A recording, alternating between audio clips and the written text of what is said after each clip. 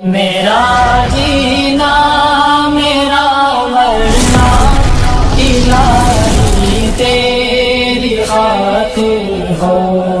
بسم اللہ الرحمن الرحیم. الحمد للہ وکفى وسلام علی عباده الذین اصطفى. اما بعد اعوذ باللہ من الشیطان الرجیم. بسم اللہ الرحمن الرحیم.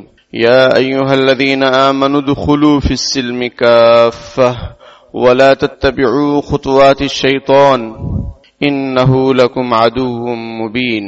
وقال رسول اللہ صلی اللہ علیہ وسلم من تشبہ بقوم فهو منهم. صدق اللہ العظیم وصدق رسولہ النبی الکریم. اللہم صل علی سیدنا محمد وعلی آل سیدنا محمد وبارک وسلم. محترم بھائیوں بزرگوں، آج جنوری کی 12 تاریخ ہے اور جمادی الاخری کی 29 تاریخ ہے. آج چاند دیکھنے کا اہتمام بھی کریں. بعض روایتوں میں یہ دعا نبی اکرم صلی اللہ علیہ وسلم سے منقول ہے کہ جب آپ رجب کا چاند دیکھتے تھے تو یہ دعا پڑھتے تھے، اللہم بارک لنا فی رجب و شعبان و بلغنا رمضان. اس روایت پر کلام بھی کیا گیا ہے، لیکن محققین علماء یہ فرماتے ہیں کہ اس پر عمل کرنے میں اور دعا مانگنے میں کوئی حرج نہیں ہے، کیونکہ دعا بہت جامع اور معنی ہے. دعا کا ترجمہ یہ ہے کہ اے اللہ ہمارے لیے رجب میں برکت عطا فرما، شعبان میں برکت عطا فرما اور ہمیں رمضان المبارک نصیب فرما، کیونکہ رمضان موسم بہار ہے. اللہ کی رحمت، مغفرت، جہنم سے آزادی کے معاملات بے شمار ہوتے ہیں. بارش کی طرح اللہ کی رحمت برستی ہے. لمحہ لمحہ قیمتی ہوتا ہے. اسلاف کے بارے میں، پہلے بزرگوں کے بارے میں یہ بات کتاب میں لکھی ہوئی ہے کہ جب رمضان المبارک کا مہینہ وہ پاتے، خوب عبادت کرتے.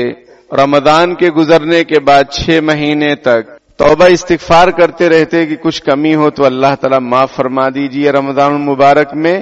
اور پھر جب 6 مہینہ باقی رہ جاتا رمضان آنے میں تو رمضان کی طلب کی دعا کرتے تھے کہ رمضان المبارک نصیب فرما دے، کیونکہ حدیث شریف میں ہے کہ جس شخص کو رمضان المبارک کا مہینہ ملے اور وہ اپنی مغفرت نہ کروائے تو وہ ہلاک اور برباد ہو جائے گا. ان کے یہاں بڑا اہتمام تھا اگلے لوگوں میں، تو ہمیں بھی اس کا اہتمام کرنا چاہیے. چاند دیکھنے کا اہتمام کرنا چاہیے کہ بھائی چاند دکھ جائے تو چاند دیکھنے کی ہر مہینے کی مستقل دعا، یعنی ایک چاند دیکھنے کی کیا دعا ہے وہ شریعت میں موجود ہے. اللہم اہل علینا بالیمن والایمان والسلامت والاسلام والتوفیق لما تحب وترضى ربی وربک اللہ. کہ چاند جب دیکھو تو یہ دعا پڑھو. تو یہ دعا تو پڑھنی ہے، لیکن یہ رجب کا چاند اگر دکھتا ہے اگر آج تو یہ دعا بھی پڑھنی چاہیے، اللہم بارک لنا فی رجب و شعبان و بلغنا رمضان، تاکہ رمضان نصیب ہو جائے. اللہ تعالیٰ عمر میں برکت عطا فرما دے، صحت عافیت سے اللہ تعالیٰ رکھیں. بہت سارے ہمارے عزیز و اقارب، دوست و احباب، جانکار جن کو ہم جانتے ہیں گزشتہ سال تھے، آج نہیں ہے، ہم بھی کبھی نہیں رہیں گے. سمجھ میں آئی بات؟ موت سے کس کو رستگاری ہے؟ آج وہ کل ہماری باری ہے، تو ہمیں تیاری تو کرنی چاہیے. بمبئی جانا ہو، کلکتہ جانا ہو، مکہ مدینہ جانا ہو، اللہ تعالیٰ عافیت سے لے جائے، کتنی تیاری کرتے ہیں. ابھی جن لوگوں نے حج میں فارم بھرے ہیں تو وہ ملتے ہیں کہ ہمیں سکھائیے، بتائیے. تو میں ان کو تسلی دیتا ہوں کہ بھائی تربیتی کیمپ لگیں گے انشاءاللہ، اس میں آپ مکمل طور پر اچھے انداز میں شرکت کریں اور اس کو سمجھیں. وہاں سب پریکٹیکل طور پر بھی بتایا جائے گا. تو آدمی کی ایک تڑپ ہوتی ہے کہ میں نے فارم بھر دیا ہے، اللہ نے چاہا تو میرا نام آ جائے گا، تو میں تیاری تو کروں. تو میرے بھائیوں، جو ہمیش کی زندگی ہے جہاں سے لوٹنا کوئی ممکن نہیں ہے، حج میں تو یہ بھی ہو سکتا ہے کہ ممکن ہو اس سال نمبر نہ لگے، ایسا کسی کے ساتھ نہ ہو، لیکن ایسا ممکن ہے، ہوتا ہے کہ فارم بھرتے ہیں نہیں ہوتا ہے. آپ کے ساتھ کسی کے ساتھ ایسا نہ ہو، اللہ تعالیٰ قبول فرما لے، لیکن ہوتا ہے. لیکن موت وہ تو ایک اٹل حقیقت ہے، اس میں کسی کو کوئی چھٹکارا ہے نہیں. آج 29 تاریخ جمادی الاخری کی ہے، تو اس اعتبار سے چاند دیکھنے کا اہتمام کریں، دعا کا اہتمام کریں اور رمضان کی تیاری کی فکر کریں. نبی اکرم صلی اللہ علیہ وسلم کے بارے میں کہ شعبان میں کثرت سے روزہ رکھا کرتے تھے، تو اس کی وجہ یہ بیان کی گئی ہے. ایک وجہ یہ بھی بیان کی گئی ہے کہ رمضان کی تیاری کرنے کے لیے. حالانکہ آپ صلی اللہ علیہ وسلم تو ہفتے میں 2 مرتبہ روزہ رکھتے تھے، پیر اور جمعرات کا. ان کو کیا تیاری کرنا، لیکن تیاری تو ہم لوگوں کو کرنی چاہیے. جو ہے مہینے میں ایک بھی روزہ مشکل ہو جاتا ہے ہم لوگوں کا. سمجھ میں آئی بات؟ وہی رمضان ٹو رمضان. تو تیاری ہمیں کرنی چاہیے، لیکن ہمارے محبوب صلی اللہ علیہ وسلم نے امت کی رہنمائی کے لیے، کیونکہ امت کے وہ رہنما ہیں، رہبر ہیں، اسوہ ہیں، نمونہ ہیں، انہی کو دیکھ کر زندگی گزارنی ہے، انہی کے نقش قدم پر عزت ہے، ان کے علاوہ میں ذلت ہی ذلت ہے. تو اہتمام اور تیاری رجب سے ہی آپ صلی اللہ علیہ وسلم کے بارے میں منقول ہے، تو ہمیں بھی اہتمام کرنا چاہیے دعا کا اور تیاری کا. تیاری ہم سمجھتے ہیں وہ پاپڑ سموسے کے سامان تیار کرو اور اس کو خرید لاؤ، وہی روز رمضان کی تیاری ہے. یعنی میرے بھائیوں، ہمارا مزاج کیسا ہو گیا. ارے بھائی، اپنے آپ کو روحانی اعتبار سے مینٹین کیجئے کہ آپ کا نفس جو ہے مغلوب ہو جائے اور روزہ رکھنے کے لیے بالکل مشتاق اور تیار رہے کہ بھائی رمضان کا مہینہ آئے گا، ہمیں کوئی فرق نہیں پڑے گا، چاہے وہ گرمی میں ہو چاہے سردی میں ہو، ہمیں کیا لینا دینا. ہمیں تو اللہ کے حکم کو پورا کرنا ہے، چاہے وہ کسی بھی حال میں ہو. تو لیکن اس کے لیے پریکٹس اور تیاری ہمارے نبی اکرم صلی اللہ علیہ وسلم نے امت کے سامنے پیش فرمائی ہے، اس کو اپنانے کی ضرورت ہے. میں نے جو جنوری کا ذکر کیا وہ اس لیے کیا کہ مسلمان آج غیروں کی نقالی میں اس قدر اندھا ہو چکا ہے کہ وہ فرق نہیں کر پا رہا ہے کہ اس کام سے میرا مالک مجھ سے راضی ہوگا یا نہیں ہوگا، اللہ تعالیٰ خوش ہوں گے کہ نہیں خوش ہوں گے جو میں کام کرنے جا رہا ہوں. ہماری ساری تگودو اور محنتیں لوگوں کو خوش کرنے کے پیچھے پڑی ہوئی ہیں، جو کہ بہت غلط چیز ہے. ہم اپنے مقصد سے ہٹے ہوئے ہیں. مقصد تو اللہ کو راضی کرنا ہے. ہم تو جیتے ہیں کہ دنیا میں تیرا نام رہے. علامہ اقبال رحمۃ اللہ علیہ نے فرمایا تھا، قرآن خود کہتا ہے، قرآن ہم پڑھیں، قل ان صلاتی و نسکی و محیای و مماتی للہ رب العالمین لا شریک لہ، کہ آپ فرما دیجئے کہ میری نماز، میری قربانی، میرا جینا، میرا مرنا اللہ رب العالمین کے لیے جس کا کوئی شریک نہیں. تو جینا مرنا اللہ کے لیے، تو بیچ کی زندگی کس کے لیے؟ جب موت اور زندگی اللہ کے لیے ہے تو بیچ کی جو زندگی وہ بھی اللہ کے لیے ہے. حکیم اختر رحمۃ اللہ علیہ، حضرت مولانا شاہ حکیم محمد اختر رحمۃ اللہ علیہ فرماتے ہیں، کسی خاکی پہ مت کر خاک اپنی زندگانی کو، کسی خاکی پہ مت کر خاک اپنی زندگانی کو، جوانی کر فدا اس پر کہ جس نے دی جوانی کو. ہم دیکھ رہے ہیں اور حالات کا جائزہ لے رہے ہیں، تو ہماری نئی نسل اللہ تعالیٰ اس کو صراط مستقیم پر گامزن رکھے، ہم سب کو صراط مستقیم پر گامزن رکھے. ہم اسی کی تو دعا مانگتے ہیں. اہدنا الصراط المستقیم کا کیا مطلب؟ ہر نماز میں، ہر رکعت میں. سمجھ میں آئی بات کہ اہدنا الصراط المستقیم، اے اللہ ہم کو سیدھے رستے پر چلا، اس کی ہدایت دے. ہم یہ دیکھتے ہیں کہ باطل کے، غیروں کے جو کوئی بھی تہوار ہو، فنکشن ہو، پروگرام ہو، اس میں ہمارے ایمان والے بھائی حصہ لینے کے لیے بے قرار نظر آتے ہیں. یہ غلط ہے. ابھی ان کا ایک بسنت، ایک تہوار ان کا آتا ہے جو 14 جنوری کو ہوتا ہے، 14 یا 15 جنوری کو، جس میں پتنگ خاص طور پر اڑائی جاتی ہے. اس کا پس منظر مورخین نے اس کا پس منظر یہ لکھا ہے کہ حقیقت رائے نامی شخص تھا. حقیقت رائے ایک آدمی کا نام تھا اسلامی حکومت کے زمانے میں. اس نے حضرت عائشہ رضی اللہ تعالی عنہا جو ہماری اور آپ کی ماں ہیں، ام المؤمنین ہیں، ان کی شان میں اس نے گستاخی کی.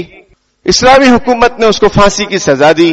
برادران وطن نے اس کو ہیرو بنا دیا. ایسا ہوتا ہے، جو مسلمانوں کے خلاف بولے، سمجھ میں آئی بات، وہ ہیرو بہت جلدی بن جاتا ہے، منتری بھی بن جاتا ہے، سب کچھ بن جاتا ہے. وہ آج چمکنے کا ایک ہی راستہ ہے، اسلام اور اہل اسلام پر اعتراض کر دو، چمک جاؤ گے.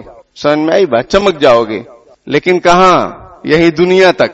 پھر آخرت میں اللہ تعالیٰ چمکائیں گے. سمجھ میں آئی بات. اور دنیا میں بھی چمکاتے ہیں. اللہ ہے، وہ جب چاہے جو چاہے کر سکتا ہے. وَلَنُذِيقَنَّهُم مِّنَ الْعَذَابِ الْأَدْنَىٰ دُونَ الْعَذَابِ لَعَلَّهُمْ يَرْجِعُونَ دون العذاب الاکبر لعلهم يرجعون.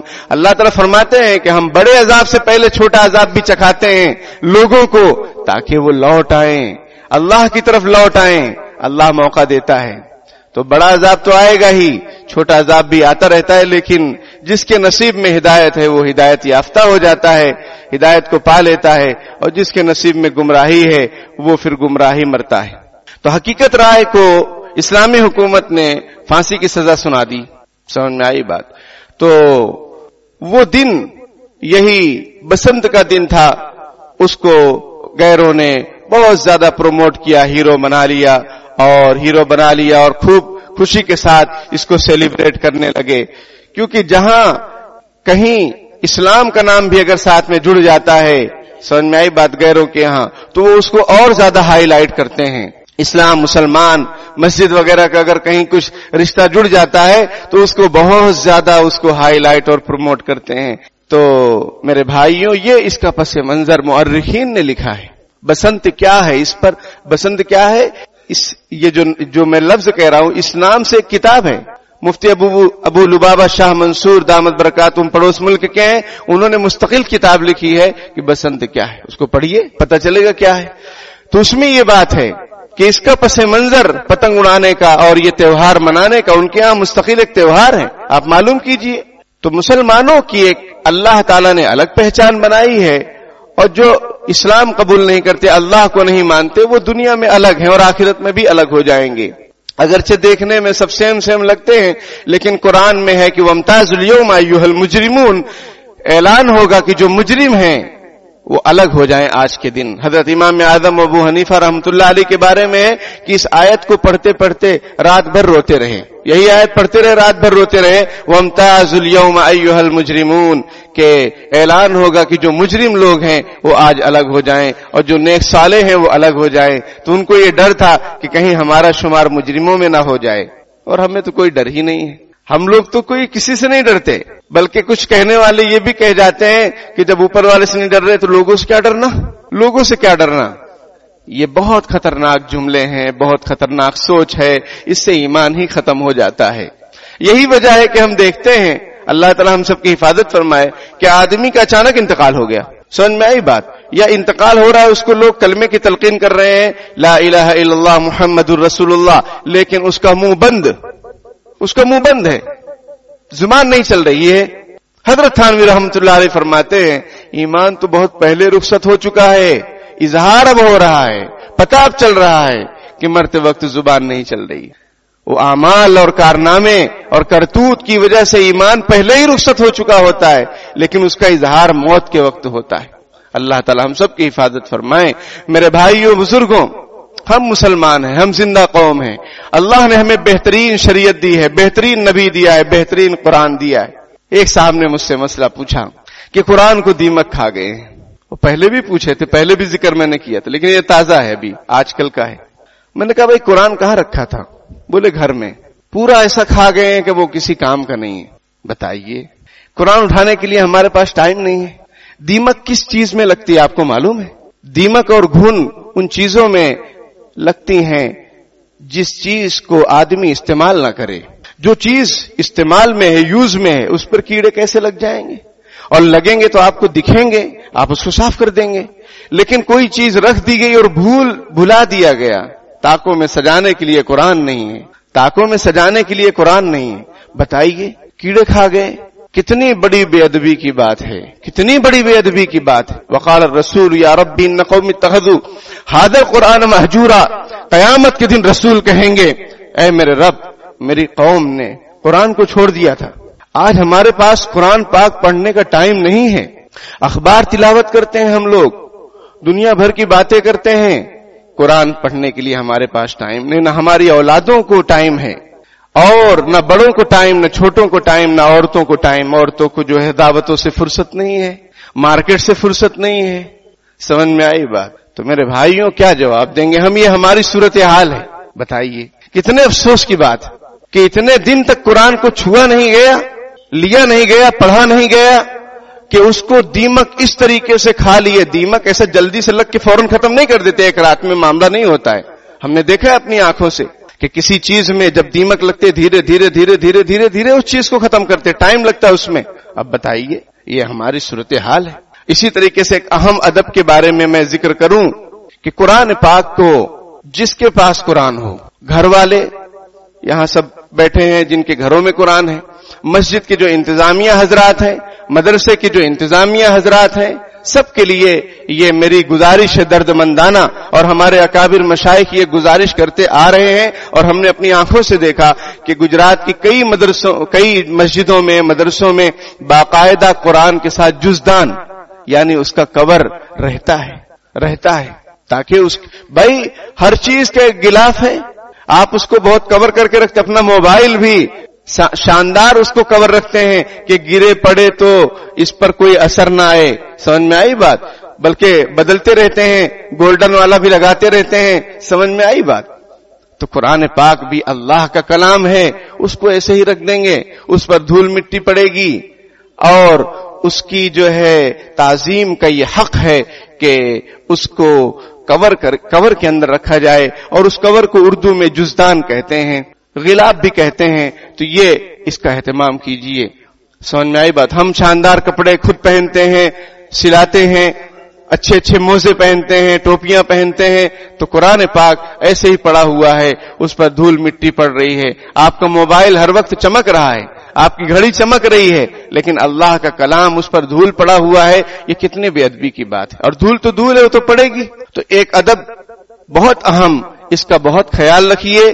مجھے ایک مرتبہ اور بھی یاد آیا تھا بیان کے دوران، لیکن وقت نہیں تھا، آج پھر یاد آیا تو میں نے آپ کے سامنے پیش کر دیا کہ قرآن پاک جہاں کہیں بھی ہو، گھر میں ہو، مدرسے میں ہو، مسجد میں ہو، کہیں پر بھی ہو، آپ جو ہے اس کے جزدان کا اہتمام کیجئے، اس کو کور کے اندر رکھیے، اور اگر پارے وغیرہ ہیں تو اس کی الماری ایسی بنائیے کہ اس میں دھول نہ جائے۔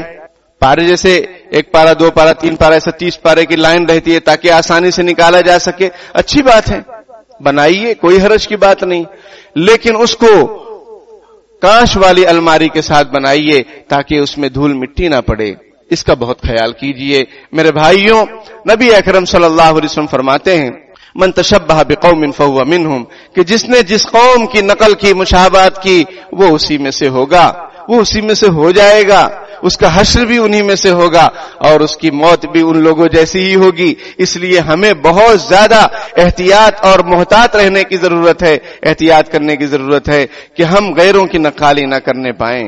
ہمارے پاس اپنا دین ہے، اپنا قرآن ہے، اپنی شریعت ہے، بہترین شریعت ہے، ہر چیز کی رہنمائی موجود ہے، پیدائش سے لے کر قبر کی گود تک ہر چیز مکمل رہنمائی اسلام نے آپ کو عطا فرمائی ہے، کسی موقع پر آپ کو بے سہارا نہیں چھوڑا ہے۔ اس لیے غیروں کی نقالی سے بچیے، بچو تقلید مغرب سے، سنو اے ایشیا والوں کہ مغرب کی طرف جاتے ہی سورج ڈوب جاتا ہے۔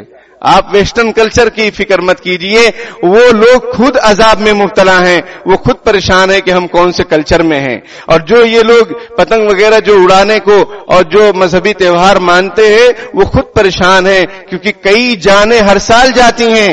ایسا کیسا تہوار کہ جس میں جو ہے لوگوں کی جانیں جائیں، معصوم بچوں کے گلے کٹ جائیں۔ ابھی شادی ہوئی، نئی نویلی دلہن ہے، اس کا شوہر نکلا اور اس کے شوہر کے گلے پر وہ دھاگے آ گئے، ڈوری آ گئی، اور اس کا شوہر چل بسا، یہ بیچاری بیوہ ہو گئی، اب یہ بے سہارا ہو گئی۔ سمجھ میں آئی بات۔ کنواریوں کے ہمارے زمانے میں شادی مشکل ہو جا رہی ہے، تو مطلقہ اور بیوہ کی شادی تو بہت مشکل ہے۔ کتنے ایسے واقعات اخبارات میں ہم پڑھتے ہیں، دیکھتے ہیں، تو خدا کے واسطے، اور وہ بھی جس کا پس منظر کچھ اس طریقے سے ہو کہ ہماری ماں کی گستاخی کسی نے کی اور اس کو پھانسی کی سزا دی گئی، اور اس کے جشن میں کوئی جو ہے کوئی تہوار منائے، ہم اس میں کیسے شریک ہو سکتے ہیں، اور اس کے سامان کو کیسے بیچ سکتے ہیں، اور اپنے بچوں کو کیسے اجازت دے سکتے ہیں کہ جاؤ بچوں چھت پر اڑاؤ؟ نہیں، یہ بالکل ناجائز ہے، حرام ہے۔ اور اسی طریقے سے پتنگ کو لوٹنا ہے نا، لوٹنا ہی بولتے، کیا بولتے ہیں، تو یہ لوٹ مار تو پہلے سے ہی حرام ہے۔ اور یہ معاشرہ ہمارا اور آپ کا کچھ جگہوں پر لوٹ مار کو بہت اچھا سمجھتا ہے، جس کی وجہ سے معاشرے کے اندر اور نسلوں کے اندر چوری اور ڈکیتی کی عادت خود بخود آ جاتی ہے۔ جوتا چرا رہے ہیں، پیسہ چاہیے، چوری کر کے پیسہ لینا، ٹھیک ہے، پتنگ لوٹ رہے ہیں تو پھر وہ آگے چل کے بھی کچھ نہ کچھ کارنامے انجام دیں گے۔ سمجھ میں آئی بات؟ کسی کا زیور چلا لیں گے، کسی کا کچھ کر لیں گے، کیونکہ ان کو عادت بنی ہوئی ہے چوری کرنے کی، تو چوری حرام ہے۔ آپ صلی اللہ علیہ وسلم فرمایا کہ کوئی مومن ہوتے ہوئے چوری نہیں کر سکتا ہے، کوئی مومن رہتے ہوئے زنا نہیں کر سکتا ہے۔ تو کوئی مومن رہتے ہوئے لوٹ مار نہیں کر سکتا ہے. اس کا ہمیں خیال رکھنا چاہیے. بالکل بھی سختی سے نظر رکھو اپنی اولاد پر, ان کو منع کرو, اور خود بھی مت جو ہے پتنگ چگاؤ, پتنگ اڑاؤ. یہ سب ناجائز کام ہے, غیروں کی نقالی ہے, اور وہ خود اس میں جو ہے مصیبت میں گرفتار ہیں کہ ان کے یہاں خود جو ہے نقصانات اور حادثات پیش آ رہے ہیں. اور پھر اس میں وقت کا ضیاع ہے, وقت ضائع ہوتا ہے, سمجھ میں آئی بات, مال ضائع ہوتا ہے, جان بھی چلی جاتی ہے, بے پردگی بھی ہوتی ہے کہ آپ چھتوں پر چڑھتے ہیں اور پھر نظریں ادھر ادھر بھی پڑتی ہیں, کسی کے گھر میں پڑتی ہیں. سب ناجائز ہے. حدیث شریف میں ہے کہ اگر کوئی اجازت کسی کے گھر پر جائے اور وہ نظر ڈال دے گھر کے اندر تو وہ داخل ہو گیا. اجازت تو اس لیے ہے تاکہ نظر سے حفاظت ہو. بخاری شریف میں انما الاستئذان لاجل البصر, امام بخاری رحمۃ اللہ علیہ نے باب قائم فرمایا کہ بھئی اجازت لینے کا مقصد یہ ہے کہ نگاہوں کی حفاظت ہو. اب اگر کوئی کسی کے گھر پہ جاتا ہے اور جھانک لیتا ہے وہ تو داخل ہو گیا. اور پھر حدیث شریف میں وعید سنیے کہ آپ صلی اللہ علیہ وسلم نے فرمایا کہ کوئی گھر میں جھانکتا ہو اور گھر والا اس کی آنکھ پھوڑ دے تو گھر والے پر کوئی گناہ نہیں ہوگا. بتائیے, کوئی کسی کے گھر میں جھانک رہا ہو اور وہ گھر کا مالک اس کی آنکھ کو پھوڑ دے تو گھر کے مالک پر کوئی گناہ داخل نہیں ہوگا اسلامی حکومت میں. اتنا بڑا جرم ہے. تو چھتوں پر چڑھنا اور بے حیائی اور جو ہے بے پردگی کا مرتکب ہونا کتنا بڑا پاپ ہے, اس سے بچنا چاہیے. تو ابھی یہ موقع ہے تو اس لیے آپ کے سامنے یہ بات رکھ دی گئی ہے کہ آپ خود بھی چوکنا رہیں, آگاہ رہیں, ایسے سامان سے, ایسے مال کے بیچنے سے بچیں جو خالص طور پر غیر اسلامی ہوں, اور جو ہے غیروں کا وہ مذہبی خاص رسومات میں جس کا استعمال ہوتا ہو. پہلے بھی مسئلہ ہم نے سمجھایا تھا, اس کو بیچنا جائز نہیں ہے. کاروبار بہت سارے ہیں, کیجئے نا بھائی, حلال کاروبار کیجئے. کیوں ناجائز کام کر کے آپ انکم لا رہے ہیں؟ پھر وہ بے برکتی والی انکم, اس سے کیا اعمال صالحہ وجود میں آئیں گے؟ اس سے گناہ ہی گناہ ہوگا, اور اس سے کی جانے والی عبادت بھی قبول نہیں ہوگی, حج عمرہ بھی قبول نہیں ہوگا. تو اس لیے نہ خریدنا جائز ہے, نہ بیچنا جائز ہے. سمجھ میں آئی بات؟ نہ اس کا استعمال جائز ہے, نہ لوٹنا جائز ہے. لوٹ مار پہلے سے ہی حرام ہے. قرآن میں اس کا حکم ہے جو چوری کرے اور جو لوٹ مار کرے ان کو سخت سے سخت سزا دی جائے, ان کے ہاتھوں کو کاٹ دیا جائے. سمجھ میں آئی بات؟ یہ قرآن میں اس کا ذکر ہے. اسی طرح رجب کی جو تفصیل ہے وہ انشاءاللہ آئندہ ہفتے, اور اس رجب میں کیا احکام ہیں, رجب کے بارے میں کیا خرافات ہمارے معاشرے میں ہیں اور کیا غلط فہمیاں ہیں, اس کی تفصیل انشاءاللہ آئندہ ہفتے بیان کی جائے گی. ابھی تو آپ کے سامنے یہ بسنت کے موقع ہے تو اس کی جو ہے حقیقت آپ کے سامنے ذکر کر دی گئی. اپنے دل میں اور دماغ میں یہ حدیث شریف بٹھا لیجئے کہ من تشبہ بقوم فہو منہم, جو کسی قوم کی نقل کرتا ہے وہ اسی میں سے ہوگا. نقل مت کیجئے. خود اللہ نے آپ کو اتنا باکمال بنایا ہے, بہترین امت بنایا ہے, اور آپ کی تاریخ اتنی شاندار ہے. آپ غیروں کے قدموں کے میں کیوں جا کے بیٹھ رہے ہیں؟ آپ خود جو ہے اپنی تاریخ کو دہرائیے اور امت کے سامنے پیش کیجئے, اس پر عمل کیجئے اور زندہ دلی کے ساتھ رہیے, حوصلہ مندی کے ساتھ رہیے. غیروں کے جو بھی کام ہیں وہ ان کے لیے ہیں. لکم دینکم ولی دین, تم کو تمہارا دین ہے, ہم کو ہمارا دین ہے.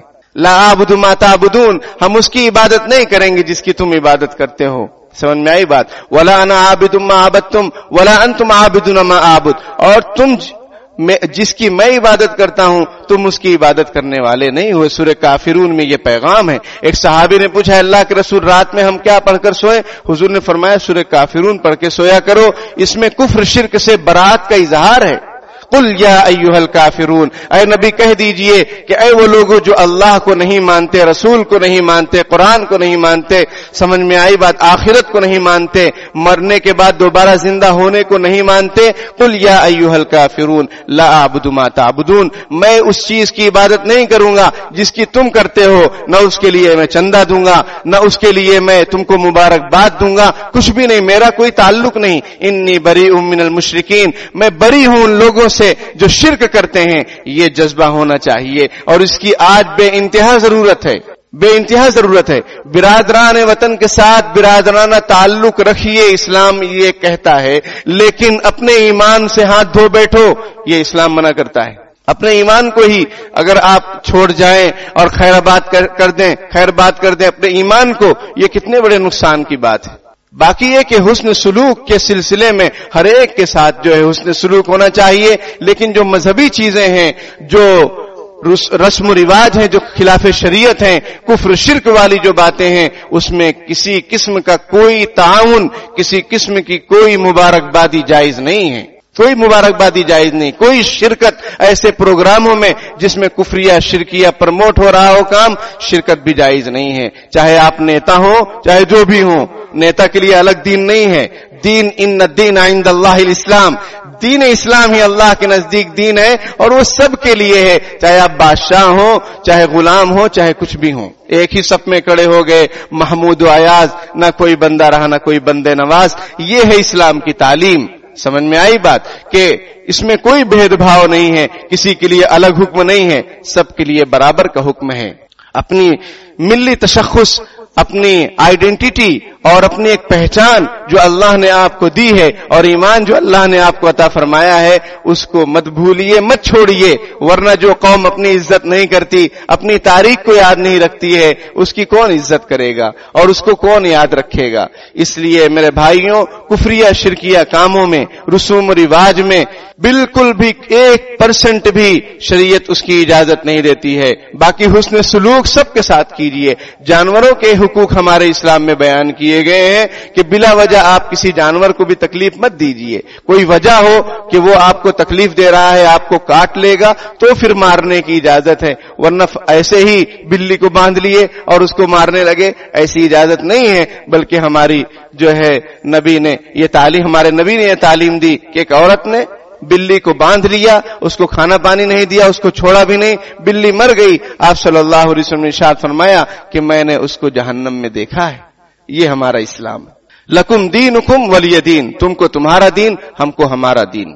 اپنے دین پر جمیے اور استقامت کے ساتھ جمیے، اللہ کا شکر ادا کیجئے کہ مالک تیرا شکر ہے کہ بن مانگے آپ نے ہمیں عظیم الشان ایمان جیسی نعمت عطا فرمائی ہے، بس اس پر جمے رہیے۔ ان الذین قالوا ربنا اللہ ثم استقاموا، جن لوگوں نے کہا کہ ہمارا رب اللہ ہے پھر اس پر وہ جم گئے، تتنزل علیہم الملائکۃ الا تخافوا ولا تحزنوا وابشروا بالجنۃ التي کنتم توعدون، فرشتے ان کے پاس آتے ہیں، موت کے وقت آتے ہیں، قبر میں آتے ہیں، میدان محشر میں بھی آتے ہیں اور کہتے ہیں تم ڈرو مت، گھبراؤ مت، ٹینشن مت لو، جنت کی خوشخبری لو، تمہارے لیے جنت ہے۔